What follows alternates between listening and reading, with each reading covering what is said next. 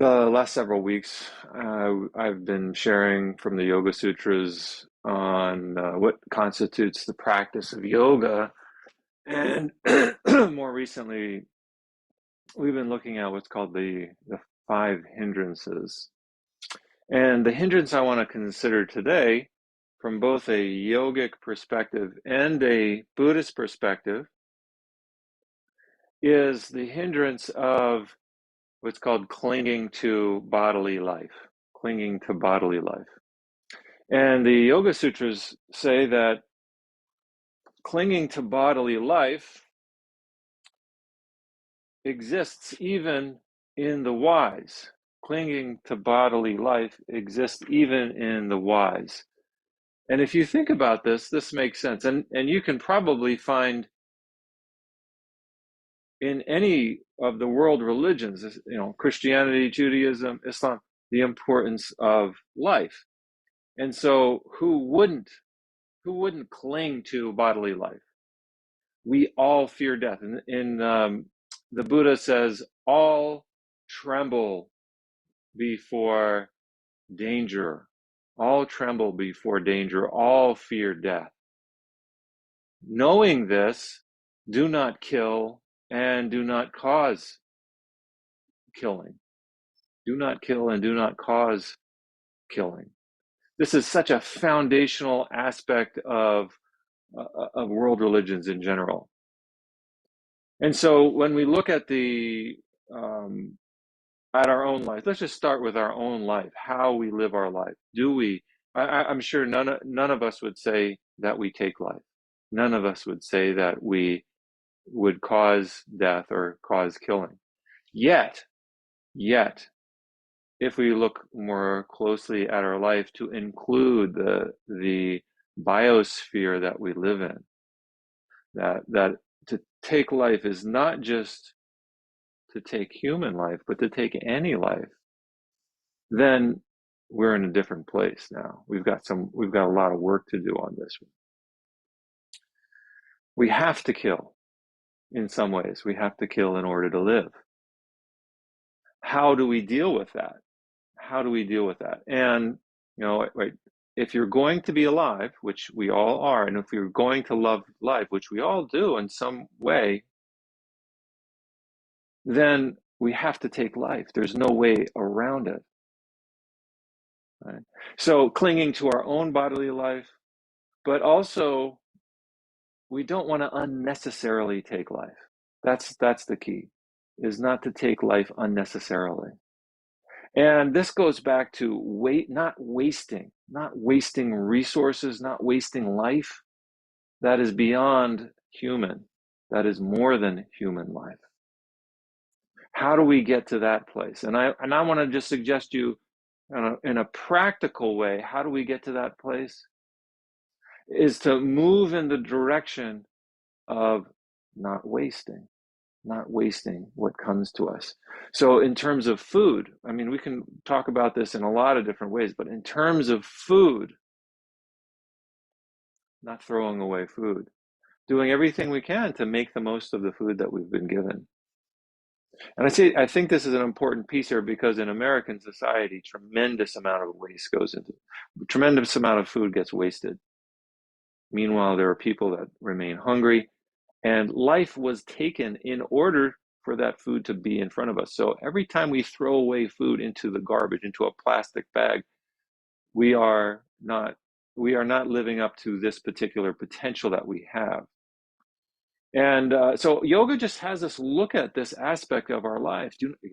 Because we cling to bodily life, even the wise do, right?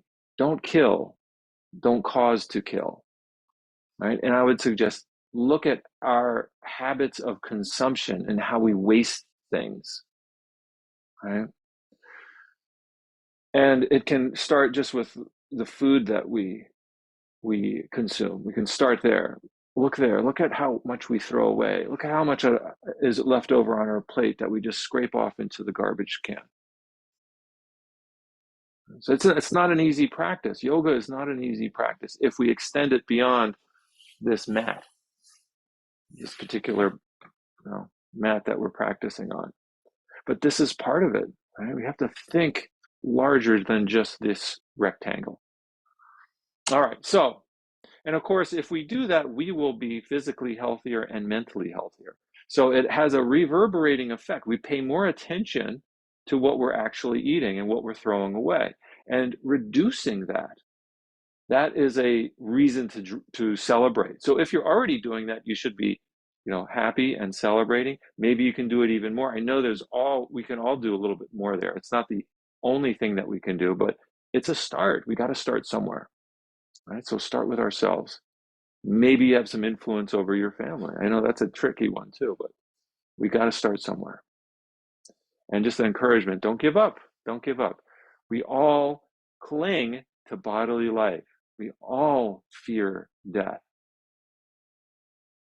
Knowing this, we don't kill nor cause to kill. Right? That's it. Okay, so let's start some asana work. Let's circle our bodies.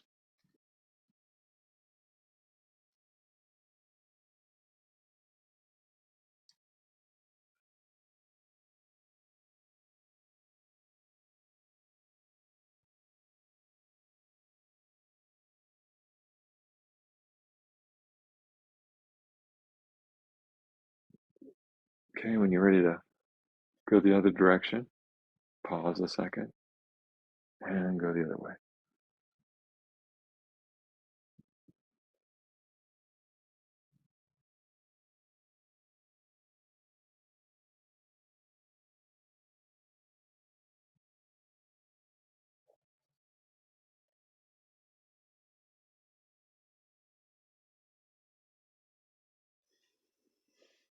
All right, and back to center.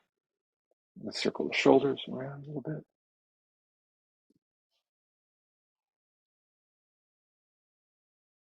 In the other direction.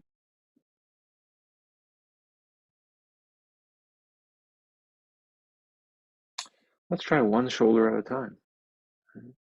Circling one shoulder at a time. This is a nice way to do it too, because you kind of get those muscles in the back elongated a little bit, especially in the middle back. And circle the opposite way.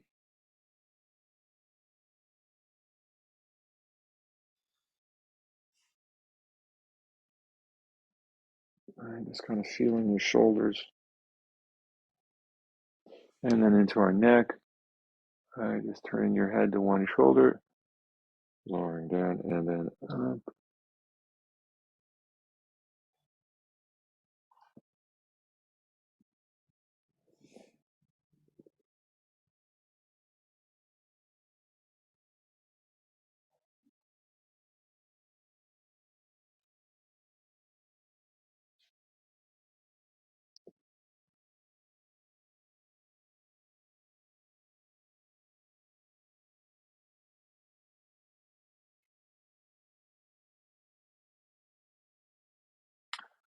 By the way, if any of you ever want to know how